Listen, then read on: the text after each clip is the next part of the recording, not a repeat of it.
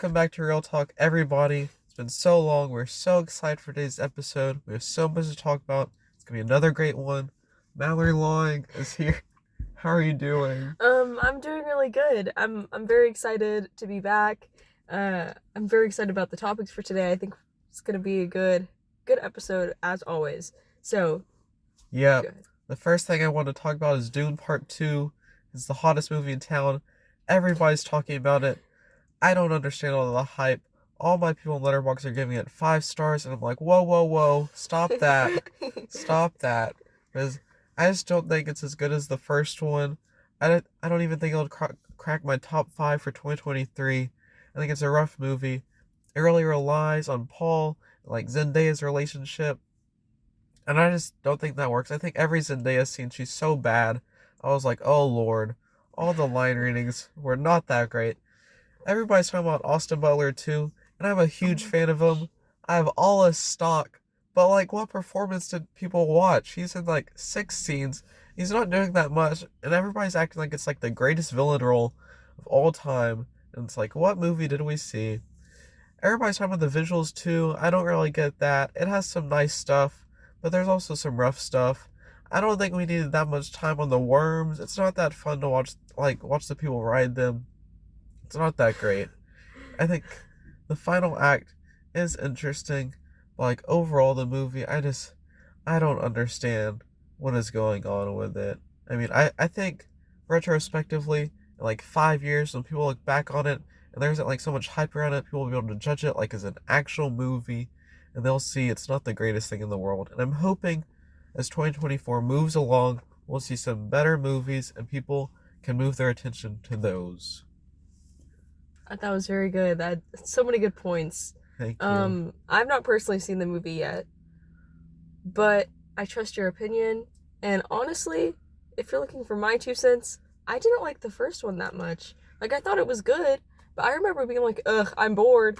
And also, I've read the book, and the book is like so boring. So my interest in the movie was already low, but I really want to watch the second one.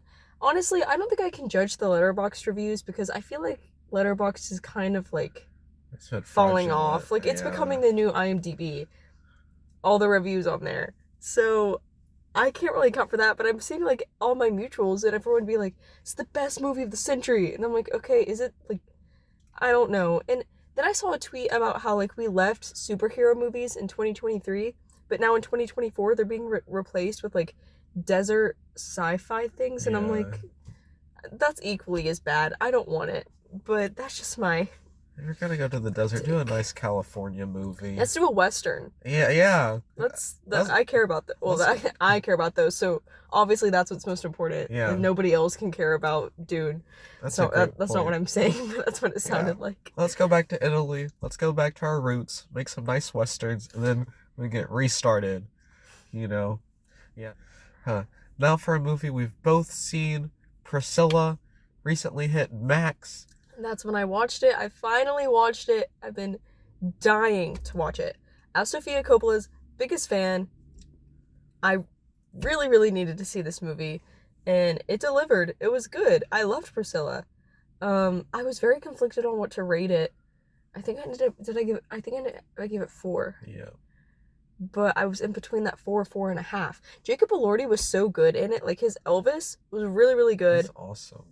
He honestly, like he did such a good job, and so did Kaylee. Yeah. So. She's really good too. I was sad it wasn't more of an awards contender, because I thought it was easily like the fifth best movie of 2023 in my top 5. I think people look back on it in a bit, they'll be like, whoa, this was really good. I just think it's a really wonderfully made movie. The visuals really work. I think you understand like Priscilla's like entrapment, kind of her struggle, and her the way Elvis is like portrayed is really good. As a big fan of Elvis, the movie, I was like worried about how they were gonna go, but I just thought he did really wonderful in that movie. Yeah, his Elvis was definitely a lot better than Austin Butler's. So, do you disagree? Everybody hates on Austin. I don't know why. Well, I don't hate on him. His Elvis just like it didn't, you know. Well, I guess I also have Jacob Elordi bias, but you know. I think Austin is really wonderful in Elvis. Really wonderful movie.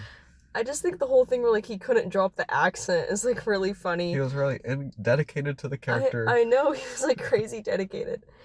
Um, but I know we talked about this before with Marie Antoinette, but Sofia Coppola does like a really good job at telling stories that like typically aren't the main ones. You know, like I feel like okay, so Priscilla released her own book, and I feel like people were interested in that, but nobody really was listening, you know. And then Sophia came in and was like, Priscilla, I want to make a movie about you. Yeah. And yeah, a lot of people weren't happy with the way Elvis was portrayed, but I'm like, could you really have assumed he was like a good guy?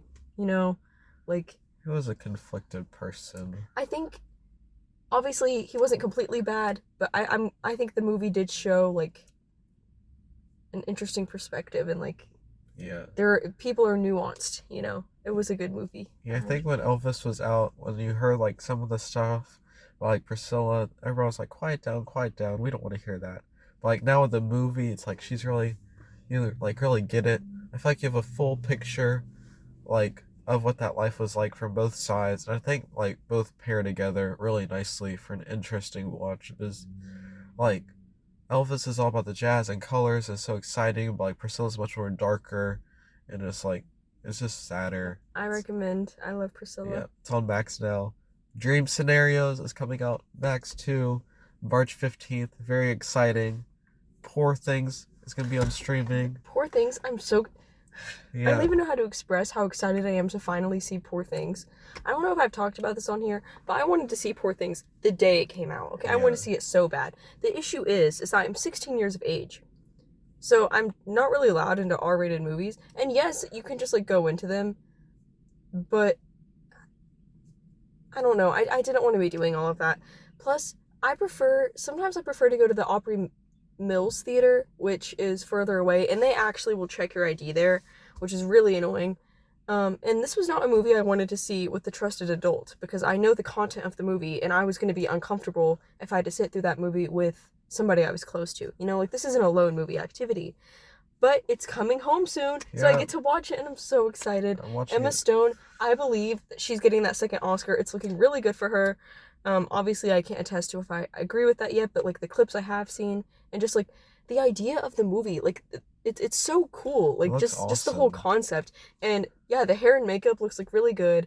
It's such a good concept. I love Emma. It's just like Yeah. I know I'm gonna like it. Like it's gonna be good. I love the director. I love the cast. It was on my most anticipated for the longest time for like a whole year. I was really bummed I couldn't see it in the theater, but I'll be watching it tonight.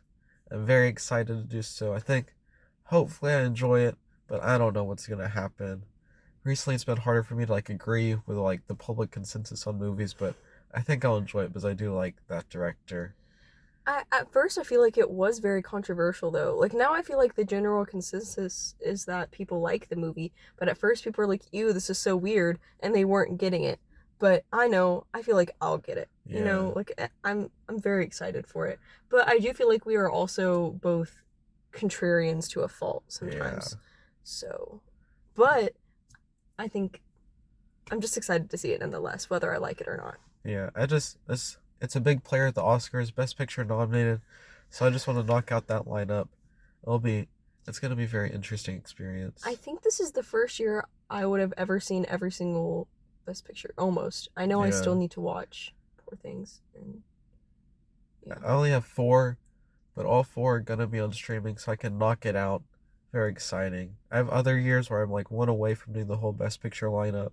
Like this will be the first year where all 10 are knocked out, which I'm excited about. Huh.